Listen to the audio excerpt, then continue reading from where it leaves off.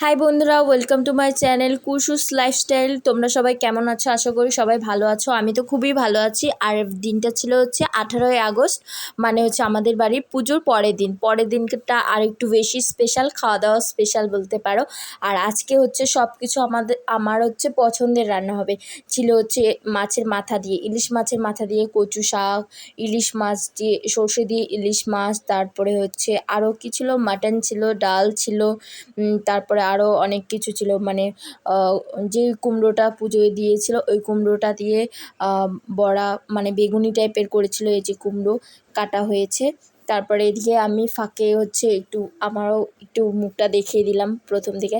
তারপরে হচ্ছে এখানে হচ্ছে কচু শাকটা সম্ভারে বসাবে, মানে সব প্রস্তুতি হয়ে গেছে। আর আমার হচ্ছে না ইলিশ মাছের প্রতি একটা আলাদাই অবসেশন আছে, মানে আমার ইলিশ মাছ এত ফেভারিট, আমার খুবই ফেভারিট। এদিকে এই যে ফোড়নটা রেডি হয়ে গেছে, তারপরে হচ্ছে জল ঝরানো রাখা কচু শাকটা দিয়ে দিল। আমাদের হচ্ছে পাড়ার একটা পিসি হয়, ওই পিসি রান্না করে ভালো, উনি আজকে রান্না করছিল। তার ফাঁকে হচ্ছে আমি সবার জন্য একটু লেবুর শরবত বানিয়ে দিচ্ছিলাম, এত গরম ছিল না।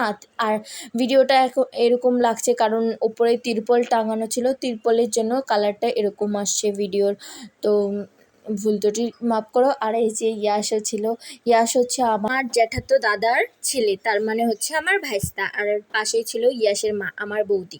তো আমরা এখন লেবু শরবতটা খেয়ে নিচ্ছি। আর পাশেই হচ্ছিল এখন অন্য আরেকটা রান্না হবে। এটা হচ্ছিল ইলিশ মাছের মানে সর্ষে ইলিশ হবে।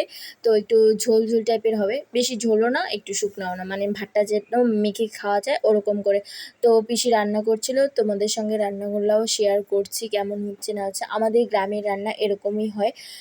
তো অবশ্যই বলো কমেন্ট করে। তারপর হচ্ছে ইলিশ মাছগুলো দিয়ে দিল। তারপর ইলিশ মাছের ভাপা বা সর্ষে ইলিশ রান্না করতে খুব বেশি টাইম লাগে না, আমি অনেক আগেও বাড়িতে অনেকবার করেছি।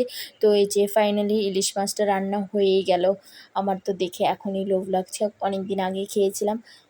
মানে ভিডিওটা অনেক দিন আগে ছিল না, আমি এডিট করতে বসেছি। তারপরে যে মাটন কষা ছিল, তারপরে হচ্ছে ডালের মধ্যে হচ্ছে ওলকচি দিয়েছিল, আমার ফেভারিট হচ্ছে ইলিশ মাছের মাথা দিয়ে কচু শাক। তো আমি এগুলো দিয়েই খেয়েছিলাম, মানে এগুলো কচু শাক দিয়ে আর বড়া, তারপর ডাল দিয়ে খেয়েই না আমার পেট ভর্তি হয়ে গেছিলো। তারপর আর পেটে খাওয়ার জায়গাই ছিল না। তারপর আমি আর সর্ষে ইলিশটা পরে খেয়েছিলাম, ভিডিওটা করা হয়নি। আর মাটনটাও পরে খেয়েছি। এসব খেয়ে একদম পেটে আমার জায়গা ধরে না। তারপর হচ্ছে রাত্রেবেলা একটু মটন কষা দিয়ে ভাত খেয়েছিলাম। আর সন্ধ্যাবেলা হচ্ছে তালের বড়া করেছিল, ওই তালের বড়ার রেসিপিটাই তোমাদের সঙ্গে শেয়ার করছি।